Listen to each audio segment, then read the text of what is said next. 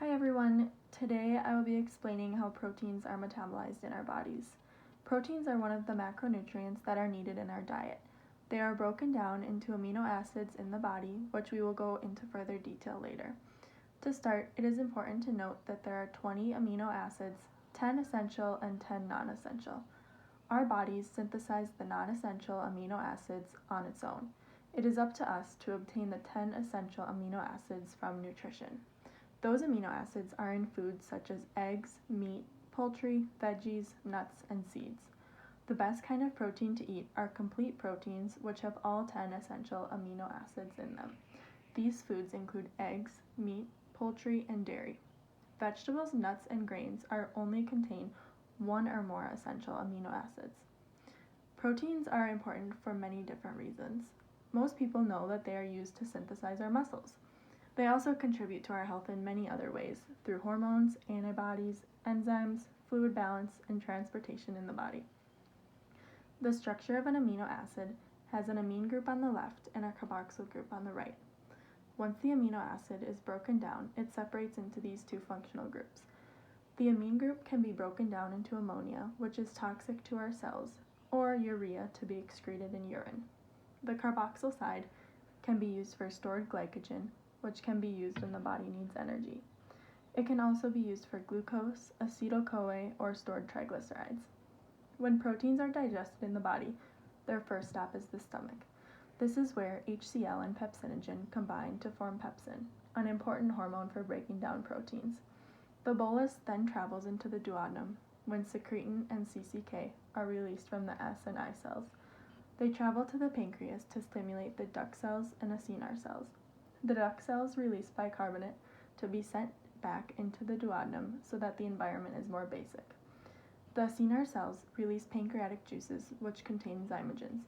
Zymogens are released to help stimulate enzymes to be activated. The first enzyme, enterokinase, activates trypsin. Trypsin then activates carboxypeptidase and chymotrypsin. The amino acids and peptides then travel to the brush border at the jejunum to enter the enterocyte.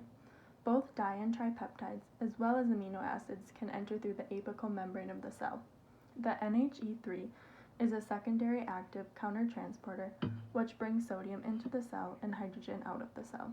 This creates an ion gradient for the pepT1 secondary cotransporter to bring hydrogen into the cell, as well as the di and tripeptides. The amino acids are brought in the cell, hitching a ride with sodium via various transporters. Once in the cell, the di and tripeptides are converted to amino acids via intracellular peptidases. The amino acids then leave the cell via facilitated diffusion into the blood. There is a primary countertransporter named ATPase that is on the basolateral side of the cell, bringing in potassium and out sodium to maintain the ion gradients on the apical membrane. Once in the blood, the amino acids then travel to the liver, where the hepatocytes decide their next destination. 85 to 90% of the time, the body should be using transamination, which means the body is recycling its amino acids to create new amino acids. This is done by the amino acid breaking down into the amine group and a keto acid. The nitrogen on the amine group is safely held by PLP, which is the cofactor of vitamin B6. The keto acid binds with a different amine group to create a new amino acid. This is done by the transaminase enzyme. The first amine group can either be converted to ammonia or urea. The other option for amino acid is to go through oxidative deamination, which should happen 10 to 15% of the time. The first step is the same as transamination. The amine group finds a new keto acid, which is mostly alpha-ketoglutarate. This results in glutamate formation, which is the universal nitrogen carrier in the body. Glutamate dehydrogenase then breaks off the nitrogen from glutamate and ammonia is formed. This converts to ammonium, which goes to the mitochondria in the liver. Then it is brought through the urea cycle, which produces urea and is excreted in the urine. If there's too much nitrogen in the body, glutamate can convert to glutamine, which carries two nitrogens. This means there's an excess amount of ammonia in our body, which is very toxic. Ammonia can cross the blood-brain barrier and cause mild cognitive impairment. The very first sign of this is anxiety caused by GABA repression because glutamate is being overstimulated. To apply protein metabolism to Americans, we will be looking specifically at the geriatric population.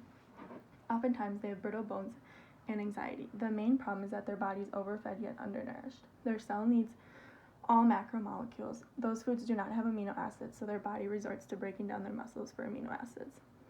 This results in increased anxiety and decreased zest for life.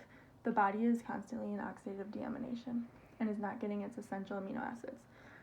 The solution is to ensure that you're getting all of your amino acids by adding in eggs and meats to your diet, and the body will start to use those foods for energy.